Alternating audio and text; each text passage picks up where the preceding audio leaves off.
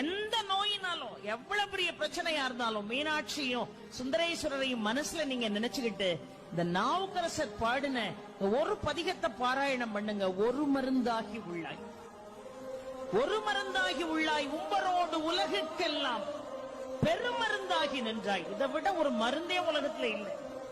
ஒரு மருந்தாகி உள்ளாய், உம்பரோடு உலகுக்கெல்லாம் பெருமருந்தாகி நின்றாய், பேரமுதின் சுவையாய் கருமருந்தாகி உள்ளாய்.